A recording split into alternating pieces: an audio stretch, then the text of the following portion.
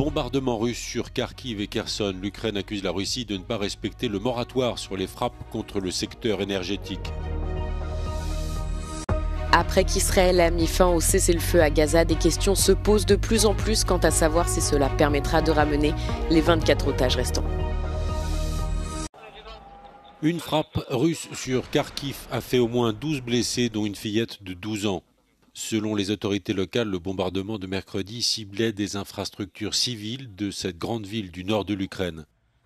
L'artillerie russe a visé par ailleurs ce jeudi Kherson, dans le sud de l'Ukraine. La plupart des habitants de Kherson sont désormais privés d'électricité. Kiev accuse Moscou de ne pas respecter le moratoire sur les frappes contre les installations énergétiques. Les bombardements ont lieu au moment où, à Paris, les alliés de l'Ukraine se sont prononcés à l'unanimité contre une levée des sanctions contre la Russie. Selon Emmanuel Macron, une mission franco-britannique est attendue en Ukraine dans les prochains jours. Le président français explique que la mission devra préparer ce que sera à l'avenir le format de l'armée ukrainienne. Les alliés de Kiev assurent que l'armée ukrainienne est et restera la principale garantie de sécurité des Ukrainiens.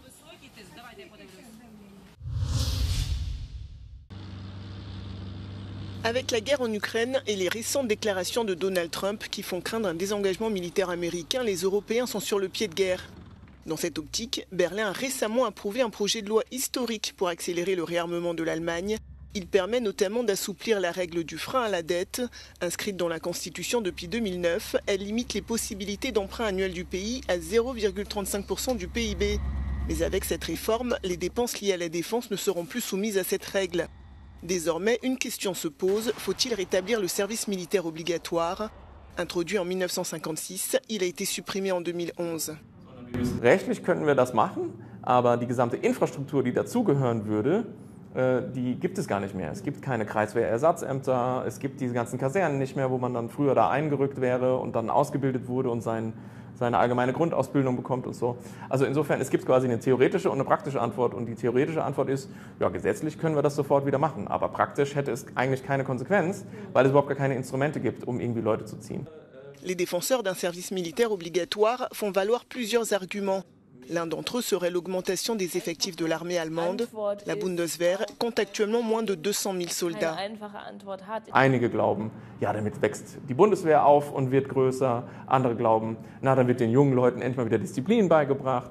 Andere wieder denken, ja, dann haben wir endlich Bevölkerungsschutz und die Blaulichtorganisationen haben wieder mehr Leute, mit denen sie arbeiten können. Wieder andere denken, ja, dann haben wir mehr sozialen Zusammenhalt und so.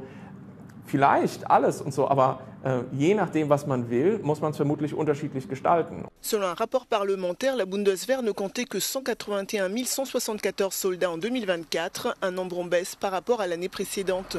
De plus, l'âge moyen des soldats en activité est passé de 32 à 34 ans. Jusque-là sous-financée et avec des infrastructures vieillissantes, l'armée allemande a du mal à recruter, en particulier parmi les jeunes.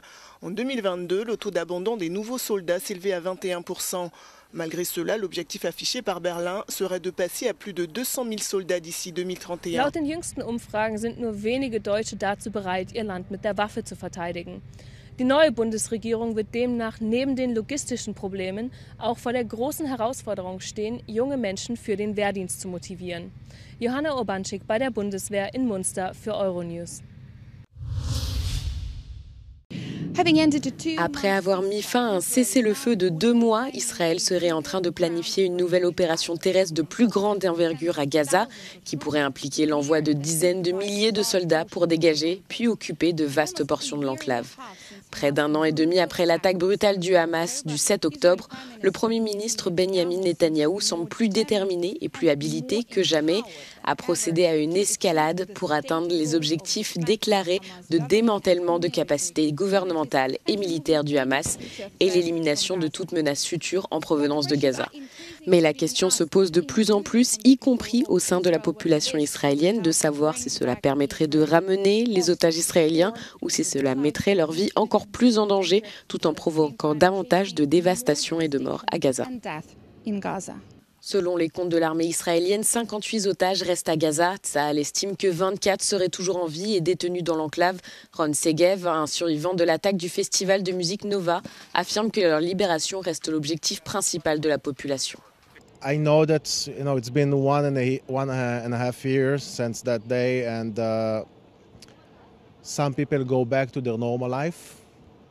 But I can tell you that us, the survivors, we will not move on until everyone will get back. I don't know about the goals of the government, but the people, for the people, that's the main goal, the only goal. Thomas N., dont la fille de 10 ans a passé 50 jours aux mains du Hamas avant d'être libérée lors d'un bref cessez-le-feu en novembre 2023, ne croit pas que la diplomatie puisse contribuer à la libération des otages. The only reason we got the first phase was through military action where they felt that they were going to be wiped out. Notre reporter Sacha Vakulina lui a demandé si les récentes manifestations à Gaza contre le Hamas signifiaient qu'il y avait un espoir de changement de l'intérieur. There is a hope because they're actually risking their lives to do it. They're civilians, let's say, going against an armed terrorist organization. They will be crushed. They don't have a chance, no. Maybe in the future if the UN, Egyptian army, Israeli army go in as an international army, they could back them up and maybe we can get rid of Hamas that way. Le président américain Donald Trump a imposé mercredi des droits de douane de 25% sur les voitures et pièces détachées importées aux États-Unis. Donald Trump a indiqué que ces derniers droits de douane entreraient en vigueur les 2 et 3 avril et que les taxes sur les pièces détachées commenceraient en mai ou plus tard. Il a affirmé que cette mesure favoriserait la fabrication nationale. Anywhere from $600 billion to $1 trillion will be taken in over the relatively short-term period, meaning a year from now. À la suite de cette annonce, la bourse américaine a chuté. La présidente de la Commission européenne, Ursula von der Leyen, a réaffirmé vouloir protéger les constructeurs européens. Le Premier ministre canadien, Mark Carney, a également réagi. A direct attack on the very workers that I stood in front of, Unifor workers I stood in front of this morning at the Ambassador Bridge. A bridge that is a symbol and a reality up until now of the tight ties between our two countries, ties of kinship, ties of commerce, ties that are in the process of being broken. Les analystes ont prévenu que cette décision risquait d'entraîner l'arrêt temporaire d'une grande partie de la production automobile aux États-Unis et d'aggraver la guerre commerciale mondiale.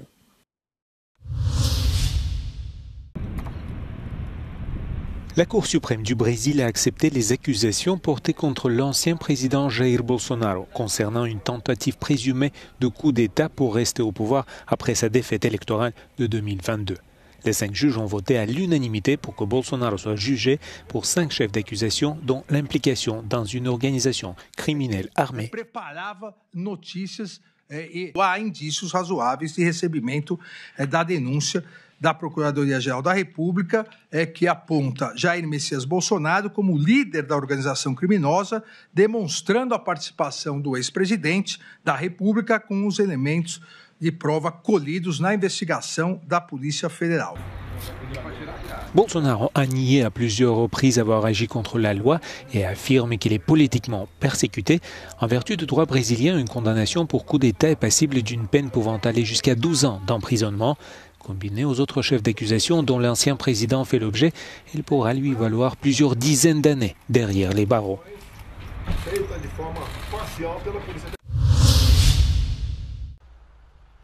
La Corée du Sud continue de lutter contre les flammes. Les incendies de forêt qui font rage dans les régions du sud-est du pays sont les plus destructeurs jamais connus sur le territoire. 25 810 hectares ont été parcourus par les flammes. Les incendies sont aussi extrêmement meurtriers, au moins 27 personnes ont péri. Des milliers de pompiers et des dizaines d'hélicoptères ont été déployés, mais les vents violents et le temps sec entravent leurs efforts pour parvenir à bout des feux. Au moins 37 000 personnes ont été évacuées et plus de 300 bâtiments ont été détruits, y compris d'anciens temples bouddhistes, certains datant du 7e siècle. La pluie était attendue ce jeudi, mais selon le service coréen des forêts, les précipitations seraient insuffisantes pour apporter un quelconque secours. Si à ce stade, l'origine des incendies n'a toujours pas été établie, les scientifiques affirment que le réchauffement climatique qui a entraîné l'assèchement des sols joue un rôle important sur l'ampleur de la catastrophe.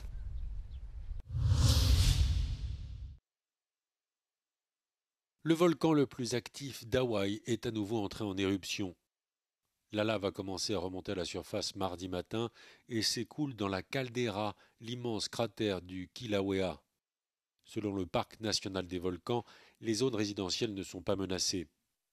Le Kilauea entre par intermittence en éruption depuis décembre dernier. Fin décembre, le volcan a projeté des fontaines de lave jusqu'à 80 mètres au-dessus de son cratère.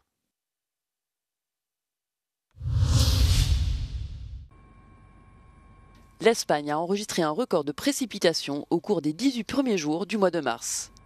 Les quantités de pluie tombées durant cette période ont été plus de 2 fois supérieures à la normale. De nombreuses régions, notamment l'Andalousie, habituellement en proie à d'intenses sécheresses, ont été touchées par des inondations, contraignant des centaines d'habitants à évacuer. The blessing and the curse of Spanish climate is exactly that. We have these periods of extended drought that are usually ended with these kind of situations.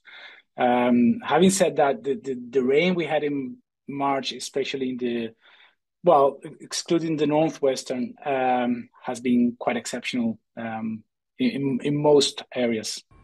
Le réservoir d'eau de São, qui alimente Barcelone, est aujourd'hui rempli à 48%, contre moins de 5% à la même époque l'année dernière. Si les précipitations printanières jouent un rôle crucial dans le remplissage des réservoirs, la chaleur estivale qui accélère l'évaporation peut réduire la quantité d'eau disponible.